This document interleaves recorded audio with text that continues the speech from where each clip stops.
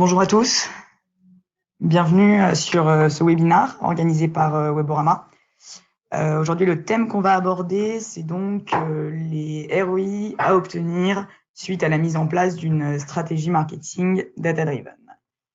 Donc, je suis Capucine Oppenheim, Communication Manager de Weborama, et je suis aujourd'hui avec Xavier de Colombel, qui est Data Stratégiste chez Weborama également. Bonjour. Donc, avant de commencer, un rapide état des lieux du marché de la data. Donc, comme on le sait tous, le marché de la data est très important pour toutes les entreprises, quel que soit leur secteur d'activité. On est aujourd'hui à la confluence des principaux enjeux des entreprises, comme leur transformation digitale, de leur business et également comme un levier de compétitivité. Donc, chaque année, on a beaucoup d'entreprises dans le monde de la data qui se créent et des startups notamment. Pour illustrer ce fait, un chiffre intéressant, c'est qu'on a atteint en 2017 5000 entreprises spécialisées dans la data contre 150 en 2011. Donc, on voit qu'il y a un gap qui a été franchi qui est très, très important. Donc, on connaît effectivement très bien les success stories de Uber, Facebook, Google, qui sont de réelles data companies et qui ont basé tout leur business sur la data. Mais aujourd'hui, on assiste également à des transformations digitales chez les annonceurs, je dirais traditionnels, qui deviennent également des data companies et qui transforment entièrement leur business model pour s'adapter à tout ça. Donc, en termes d'opportunités, il y a des vraies opportunités business, mais également des opportunités de connaissance client, de fidélisation, mais également d'acquisition de nouveaux clients. Donc, ce qui est intéressant avec la data, c'est qu'elle permet donc effectivement de constater, mais également de prédire.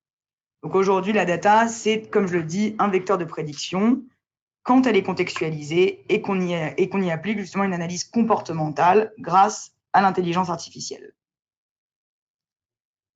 Donc quand on parle de data, on parle de données structurées, chiffrées, mais on peut également parler de données non structurées. Et l'une de ces données non structurées, justement, c'est étudiée par la sémantique, donc c'est-à-dire la science des mots, qui, on va le voir, est clé pour la connaissance client. Donc, on peut établir ce constat, car aujourd'hui, on sait que le contenu des consommateurs consommés sur Internet révèle beaucoup sur l'utilisateur, donc sur ses centres d'intérêt, ses moments de vie, son affect à une marque, ses émotions ou son affinité, par exemple, même à un produit.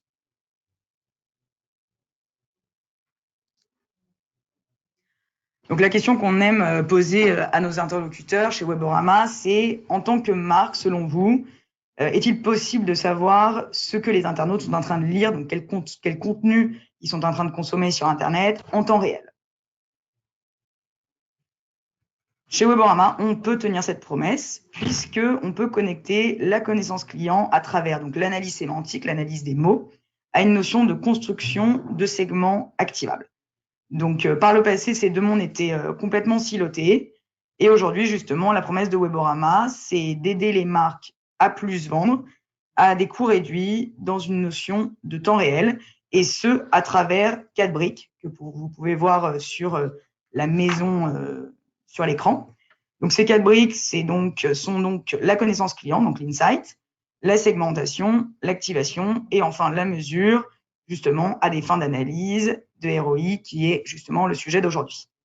Donc, pour y parvenir, on s'appuie sur 2 assets qui sont très forts.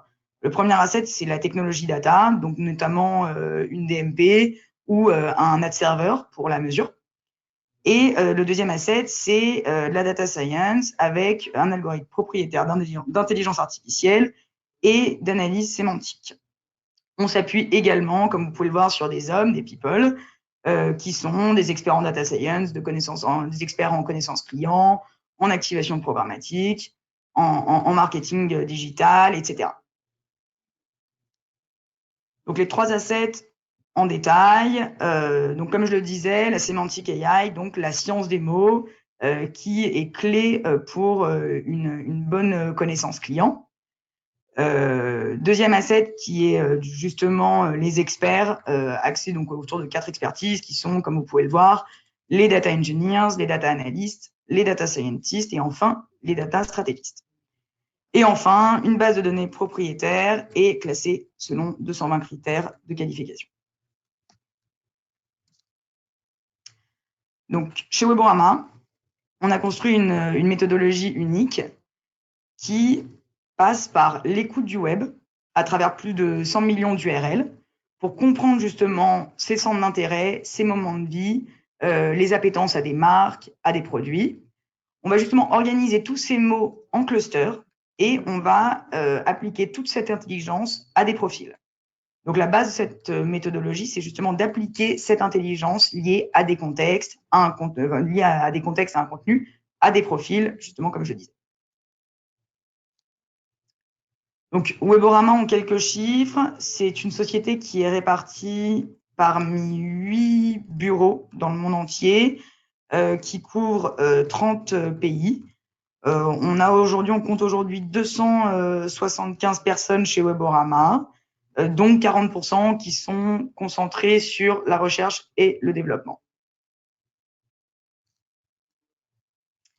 Donc, on compte 400 clients environ répartis sur différentes verticales. Nos verticales principales sont la banque assurance, l'automobile, les énergies utilities, les FMCG et beaucoup d'autres.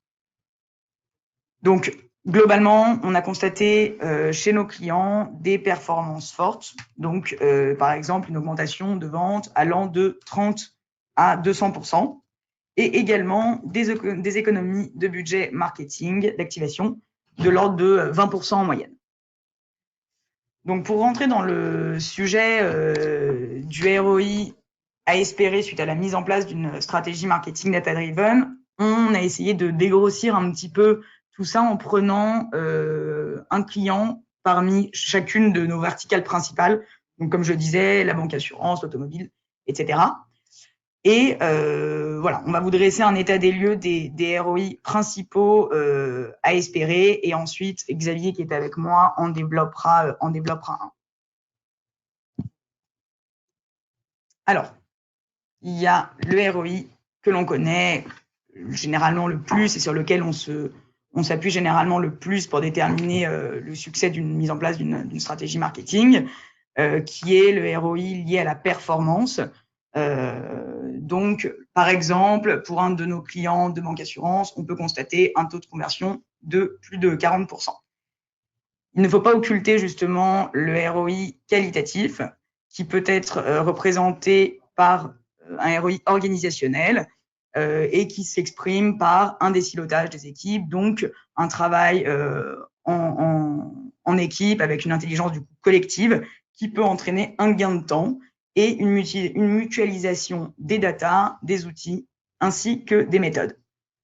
Enfin, un ROI également de connaissances clients, donc avec plus de 220 scores de connaissances clients supplémentaires, un scoring chart par segment client et une étude du parcours client beaucoup plus précis. Donc, Xavier va développer le cas d'un de nos clients qui provient du secteur du luxe. Merci Capucine. Donc en effet, on va ici montrer une expérience vraiment concrète qui s'est réalisée en fin d'année dernière avec un de nos nouveaux clients de Vertical Luxe. Pour poser un peu le contexte, c'est intéressant c'est un projet qui est doublement intéressant, non seulement parce que la data a performé, on va le voir, mais également parce que c'est un vrai projet de transformation pour une entreprise du secteur du luxe qui traditionnellement n'a pas investi dans la data. C'est un secteur qui fait très confiance, forcément, et ils ont bien raison, à sa réputation, à sa notoriété naturelle, etc., et qui n'a pas pour habitude de se reposer sur des actifs data, encore moins des actifs data tiers, type Weborama. Vous vous souvenez donc, Capucine a présenté un peu cette structuration de l'offre Weborama. Ici, c'est effectivement un focus sur la partie activation de la data, mais on va voir que en fait, plus ou moins chacun des piliers de l'offre ont été abordés dans un ordre un petit peu surprenant. On n'a pas démarré par l'insight pour ensuite l'activer. On a, curieusement, vous allez le voir, commencé par activer pour par la suite générer de l'insight et le mesurer. On On va rentrer dans le détail. Un petit peu de contexte à nouveau du côté de l'annonceur. C'est un de nos annonceurs, un des annonceurs, comme beaucoup, qui ont monté une structure, groupe.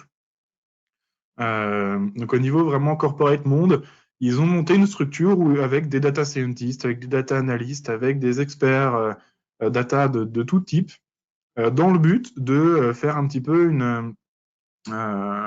d'incuber cette structure en quelque sorte au sein des marques, au sein du groupe, pour derrière diffuser la bonne parole data. Ce qui est très intéressant, c'est que cet acteur, ce client de luxe qui a réalisé ça n'est pas le seul. On peut penser au Data Innovation Lab d'AXA, on peut penser à beaucoup d'autres structures comme ça qui se montent et qui aujourd'hui commencent à se tourner de plus en plus vers des prestataires externes, pas seulement pour le traitement de la donnée, puisque c'est une expertise souvent qui est internalisée, mais également pour l'apport de nouvelles sources de données pour nourrir plus ou moins les data lakes qui sont créés. C'est souvent la première chose qui est faite par ces équipes Data Lab, c'est de créer le data lake central, groupe, qui va réunir toutes les sources de données internes à l'entreprise. Il y a un gros travail qui est fait pour réaliser ça, et derrière un gros travail de connaissance qui peut être fait à partir de cette data, donc first party, cette data propriétaire. Mais de plus en plus, ces structures commencent à se tourner vers des data providers, en tout cas des entreprises, des data companies, pour étoffer un petit peu cette approche. Donc voilà, ça a été l'approche de ce client. Donc le Data Lab, c'est pas le nom officiel de la structure, parce qu'on a voulu anonymiser la présentation, mais en tout cas, c'est pour donner un ordre d'idée. C'est un petit peu une usine à pilote, une usine à proof of concept. Donc ils ont réalisé à date un peu moins d'une dizaine de pilotes data. Et pour l'un d'entre eux, ils ont choisi d'appeler Weborama afin d'optimiser l'approche connaissance client. Quel était le challenge? C'était un projet très orienté média. L'idée étant de se poser la question, est-ce que la data tierce peut m'aider, moi, acteur du luxe, à cibler la bonne personne?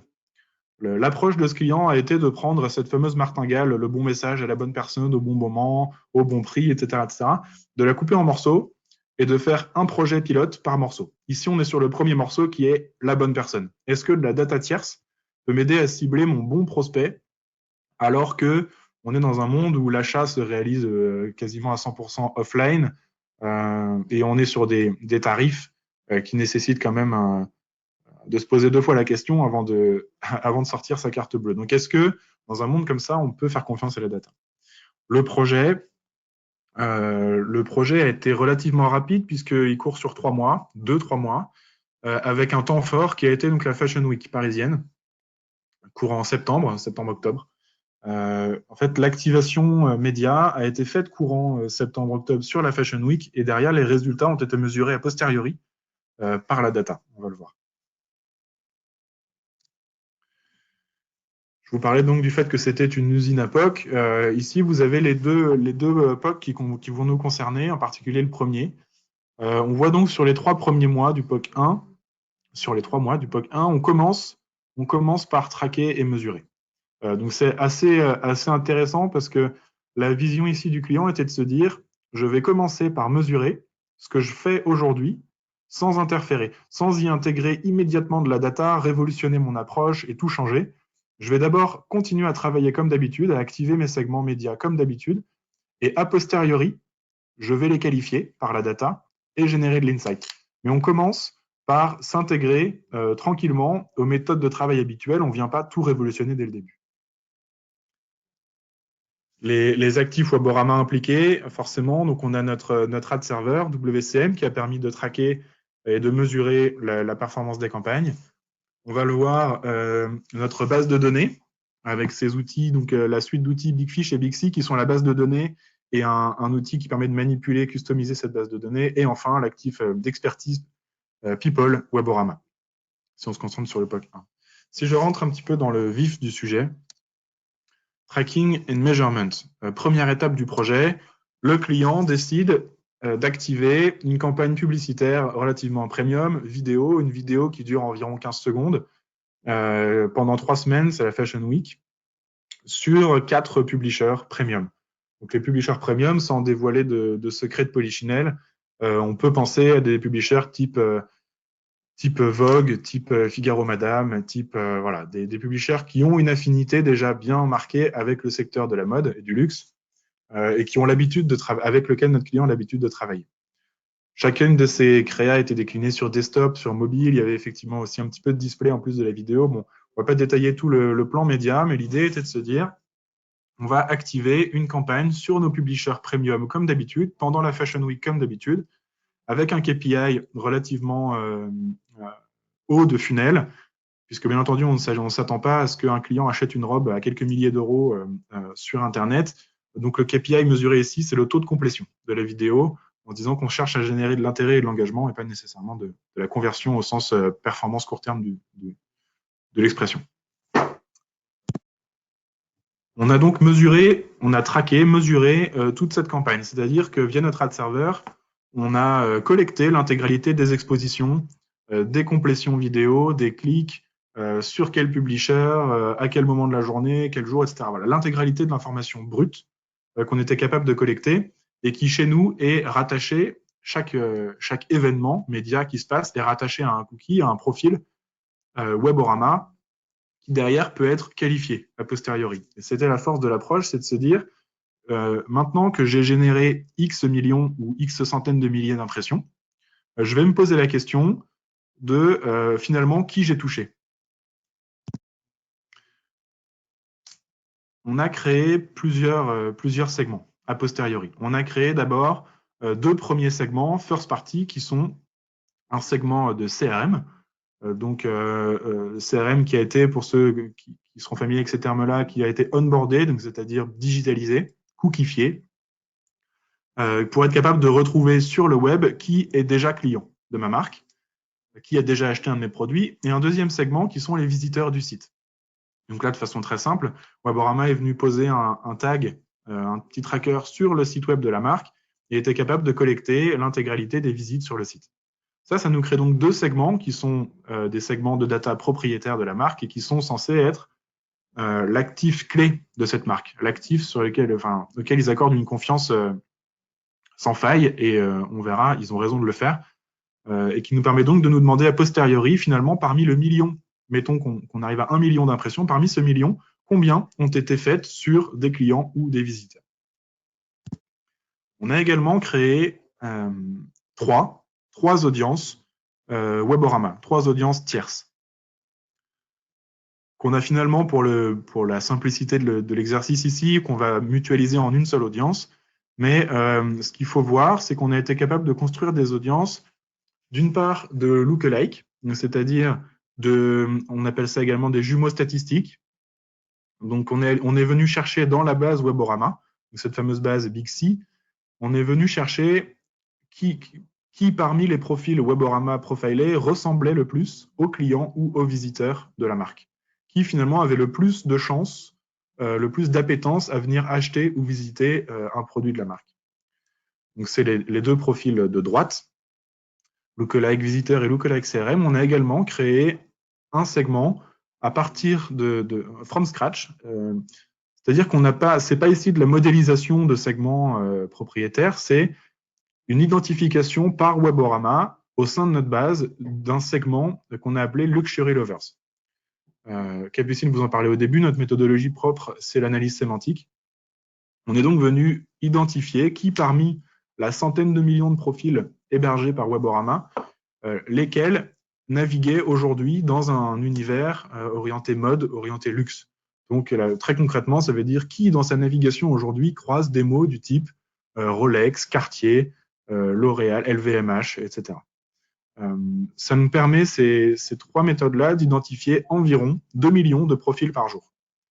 À chaque fois, 2 millions. Bien entendu, il y a des overlaps qui sont assez conséquents, donc on peut retenir comme chiffre clé que Weborama permet d'identifier environ 2 millions par jour de profils appétants luxe. Là où on voit que les volumes identifiés par la marque sont de l'ordre de milliers, de quelques milliers. Donc c'est un élément à retenir. Maintenant, la question qui se pose, c'est, en quelque sorte, c'est bien beau d'identifier des millions de profils de la part de Weborama, mais qu'est-ce qu'ils valent? Qu'est-ce que ces profils-là, quelle est la valeur que je peux en tirer, moi, en tant qu'entreprise du luxe? C'est la question à laquelle on vient répondre ici. On a essayé de synthétiser le projet en un schéma simple et efficace. L'idée de la marque, c'est de continuer, comme je l'ai dit au début, de continuer à travailler comme d'habitude, dans un premier temps. Donc, c'est-à-dire, en haut du funnel, j'ai l'intégralité de mon marché français, donc les 60 millions ou 70 millions de Français, et je vais faire appliquer un premier filtre, puisque moi-même, j'ai décidé de n'exposer à ma campagne que les Français qui viennent visiter, on a laissé 2 exemples, lemonde.fr ou le site web L'Officiel, qui sont des publishers premium en affinité avec le secteur du luxe. Donc, ça applique déjà un premier filtre. De toute cette population française, on a une sous-population qui va être exposée à ma campagne. Jusque-là, on n'a rien modifié à la façon de faire habituelle. La première question qu'on se pose, donc je suis au deuxième niveau de mon tunnel de conversion ici, la première question qu'on se pose, c'est parmi le million de profils que ça représente, combien finalement sont identifiés comme étant qualifiés, profilés, comme on l'a vu avec les 5 audiences de la slide précédente, et combien ne le sont pas.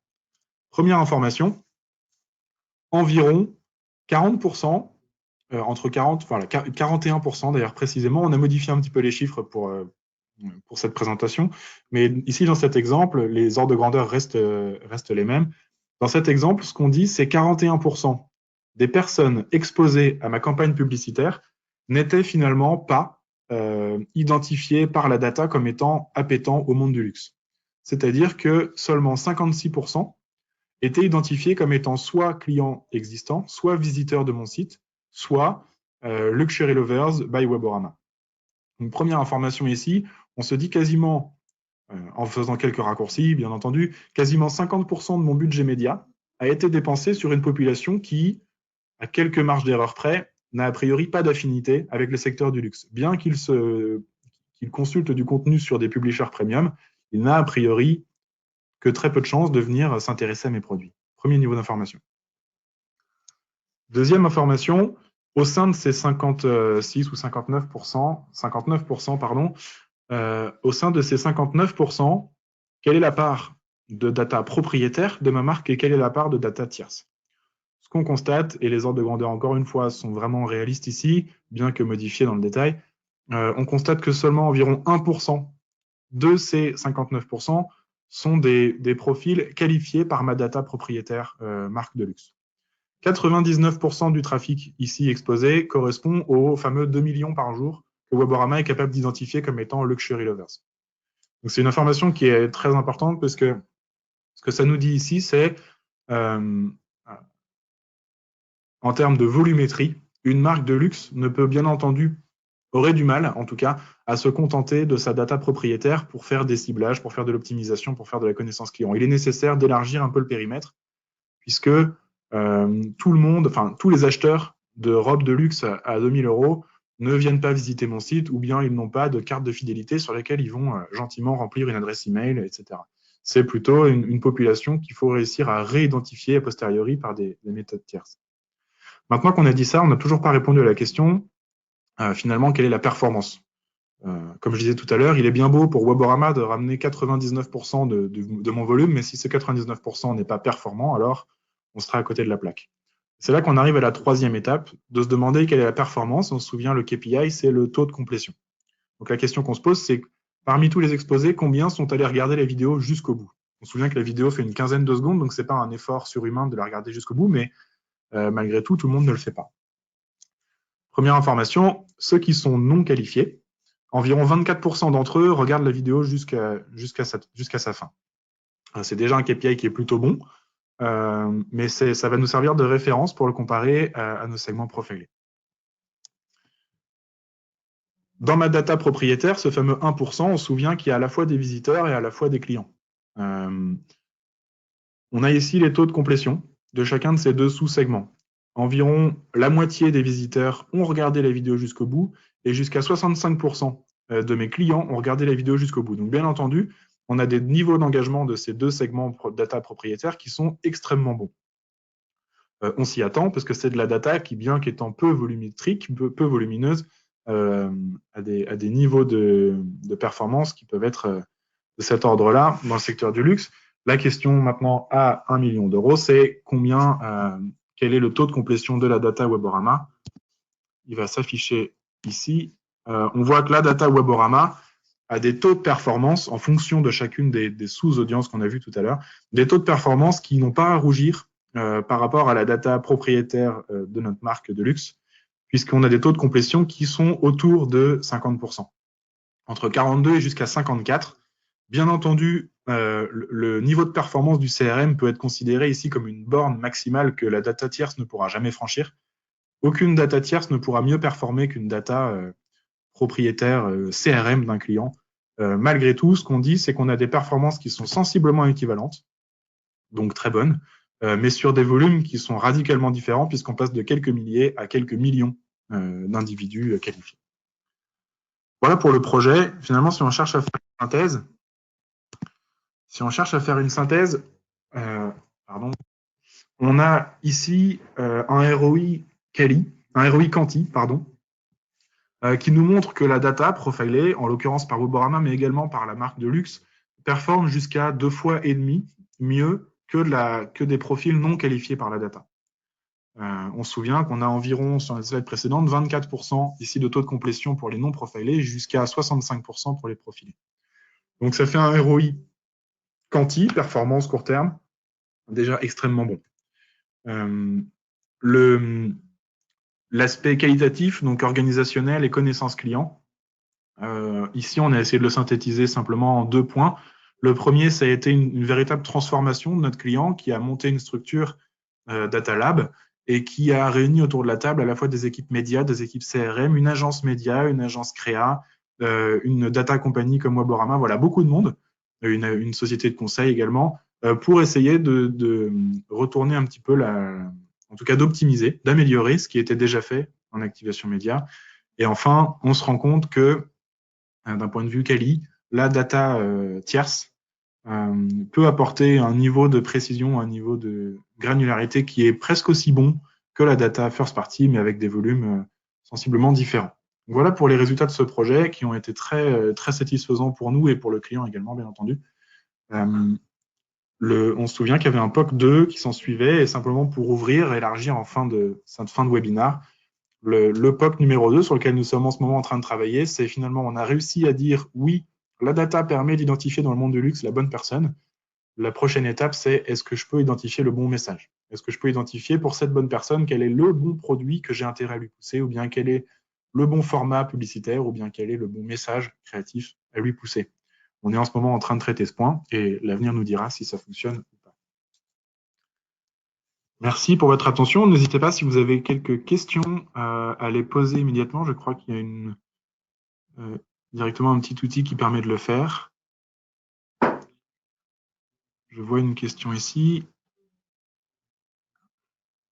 Simplement un bonjour. Donc, on vous retourne le bonjour. N'hésitez pas à poursuivre votre question, à la fois sur la partie un petit peu générale de Capucine ou bien quelques détails sur le use case que j'ai présenté en fin de webinaire. Alors, pour rappel, je relis la question, je ne sais pas si tout le monde la voit. Combien de data first par rapport à la data Weborama?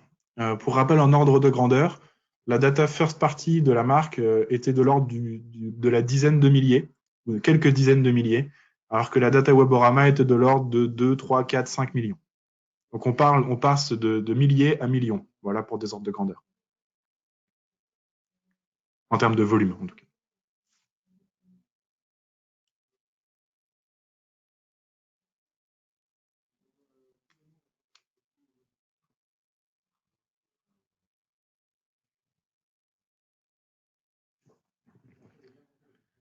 Bon, j'espère que tout était clair et que tout vous a intéressé. N'hésitez pas en tout cas à nous recontacter si vous avez d'autres questions. Voilà une autre question. La data tierce est pourtant plus onéreuse, donc héroïste, point d'interrogation. Alors là, on rentre effectivement dans des considérations qui sont compliquées, complexes, pour apporter une réponse en une seule slide. Mais bien entendu, la data tierce, est-ce qu'on peut considérer qu'elle est plus onéreuse? Je ne sais pas. La data tierce, vous l'achetez en quelque sorte toute faite, alors que la data first party, il est nécessaire chez vous de monter une structure, de monter une organisation pour réussir déjà à la collecter, à la structurer, à l'organiser, à la traiter et à l'utiliser.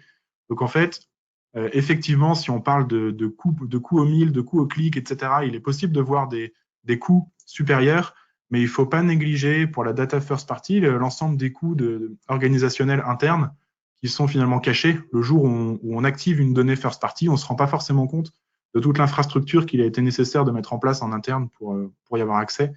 Donc en termes de ROI, j'aurais ce premier niveau de réponse. Le premier, c'est la data first party. Le prix facial affiché au CPM n'est pas nécessairement représentatif de l'intégralité des coûts qui sont engendrés derrière. Et deuxième niveau, on a essayé d'insister sur le côté ROI qualitatif, donc organisationnel, et également de connaissance client. L'intérêt de la data tierce, c'est de venir compléter un petit peu la vision qu'on a de ses propres clients, puisqu'avec une data first party, vous connaissez énormément de choses sur vos clients et c'est déjà très important de démarrer par là, mais vous ne connaissez de vos clients que ce qu'ils acceptent de vous dire quand ils sont en contact avec vous. Vous ne savez que ce qu'ils font quand ils viennent visiter votre site, vos magasins, quand ils achètent vos produits, alors que la data tierce vous permet de savoir, d'apprendre des choses à propos de leur style de vie, de leurs appétences, de leurs centres d'intérêt qui sont différents, qui sortent un petit peu du cadre classique de votre donnée first party et qui permettent donc d'apprendre de nouvelles choses à leur sujet. Donc ça, c'est le ROI type qualitatif. Enfin, si dans le cas très précis que je viens de présenter, si on regarde les chiffres présentés, on était de l'ordre d'une performance qui était 2 fois supérieure à des profils non qualifiés sur des volumes en millions. Donc, si on fait un rapide calcul de ROI, je pense qu'on pourrait démontrer, avec les vrais chiffres bien entendu, mais on a démontré d'ailleurs de très belles choses. Merci pour cette question. En revanche, je fais comme si c'était effectivement très simple d'y répondre, ça l'est pas. Mais il ne faut pas négliger le ROI qualitatif qui se cache derrière.